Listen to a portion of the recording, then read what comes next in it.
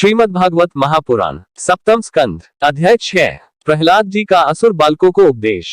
प्रहलाद जी ने कहा, मित्रों, इस संसार में मनुष्य जन्म बड़ा दुर्लभ है। इसके द्वारा अविनाशी परमात्मा की प्राप्ति हो सकती है, परंतु पता नहीं कब इसका अंत हो जाए।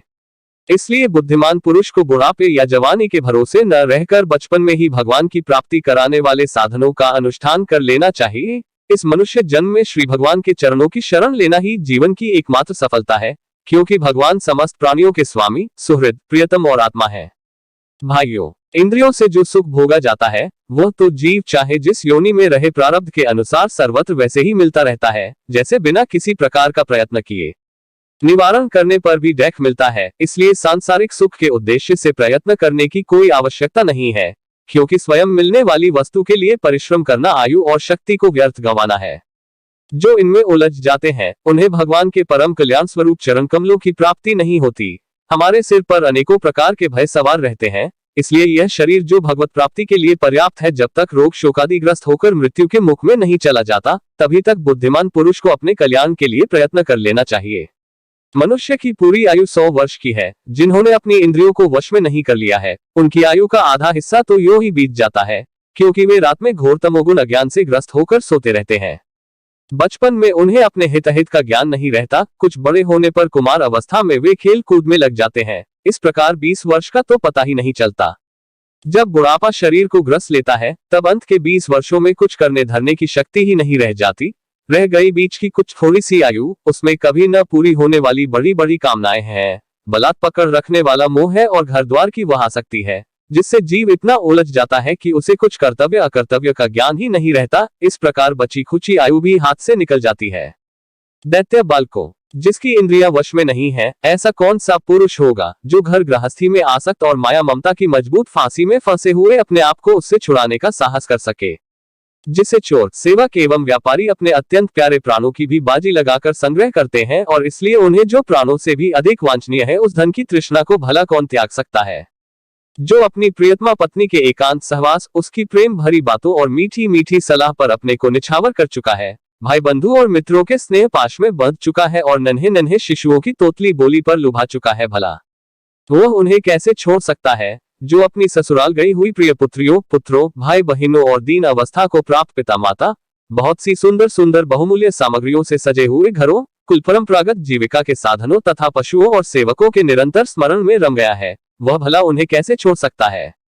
जो जन्नेन्द्रिय और रसनेन्द्रिय के सुखों को ही सर्वस्व मान बैठा है, जिसकी भोगवासनाएं कभी तृप्त नहीं होती, जो लोभवश कर्म पर कर्म करता हुआ रेशम के कीड़े की तरह अपने को और भी कड़े बंधन में जकड़ता जा रहा है, और जिसके मोह की कोई सीमा नहीं है, वह उनसे किस प्रकार विरक्त हो सकता है और कैसे उनका त्याग कर सकता है। यह मेरा कुटुंब है, इस भाव से उसमें वह इतना रम जाता है कि उसी के पालन पोषण के लिए अपनी अमूल्य आयु को गंवा देता है, और उसे यह भी नहीं जान पड़ता कि मेरे जीवन का वास्तविक उद्देश्य नष्ट हो रहा है। भला इस प्रमाद की भी कोई सीमा है। यदि इन कामों में कुछ सुख मिले तो भी एक बात है, परंतु यहाँ तो जहाँ जहाँ वह जाता है, वही वही दैविक और भौतिक ताप उसके हृदय को जलाते ही रहते हैं। फिर भी वैराग्य का उदय नहीं होता। कितनी विडंबना है। कुटुंब की ममता के फेर में पड़कर वह इतना असावधान हो जाता है, उसका मन धन के चिंतन में सदा इतना लवलीन रहता है कि वह दूसरे का धन चुराने के लौकिक पारलौकिक दोषों को जानता हुआ भी कामनाओं को वश में न कर सकने के कारण इंद्रियों के भोग की लालसा से चोरी कर ही बैठता है।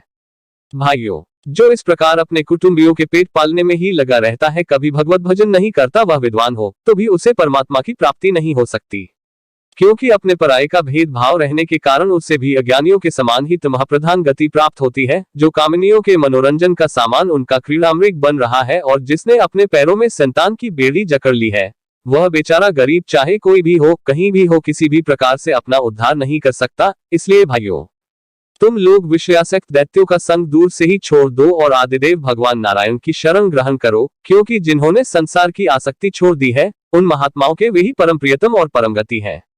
मित्रों, भगवान को प्रसन्न करने के लिए कोई बहुत परिश्रम या प्रयत्न नहीं करना पड़ता, क्योंकि वे समस्त प्राणियों के आत्मा है और सर्वत्र सबकी सत्ता के रूप में स्वयं सिद्ध वस्तु है।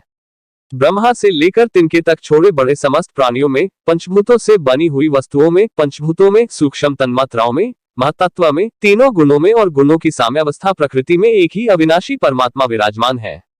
वे ही समस्त सौंदर्य, माधुर्य और ऐश्वर्यों की खान है। वे ही अंतर्यामी दृष्टा के रूप में है और वे ही दृश्य जगत के रूप में भी है। सर्वथा अनिर्वचनीय तथा विकल्परहित होने पर दृष्टा और दृश्य, व्याप्य और व्यापक के रूप में उनका निर्वचन किया जाता है। वस्तुतः उनमें एक भी विकल्प नहीं है। वे केवल अनुभव स्वरूप, आनंद स्वरूप एकमात्र परमेश्वर ही है। गुणमय सृष्टि करने वाली माया के द्वारा ही उनका ऐश्वर्य छिप रहा है।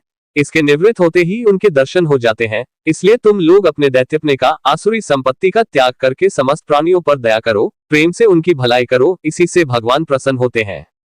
आदि नारायण अनंत भगवान के प्रसन्न हो जाने पर ऐसी कौन सी वस्तु है जो नहीं मिल जाती। लोक और परलोक के लिए जिन धर्म, अर्थ आदि की आवश्यकता बतलाई जाती है, वे तो गुणों के परिणाम से बिना प्रयास के स्वयं ही मिलने वाले हैं।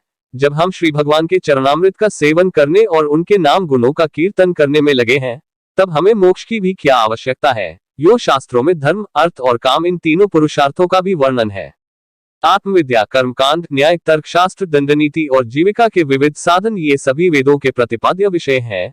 परंतु यदि ये अपने परम हितैषी परम पुरुष भगवान श्री हरि को आत्मसमर्पण करने में सहायक हैं, तभी मैं इन्हें सत्य सार्थक मानता हूँ, अन्यथा ये सब के सब निरर्थक है।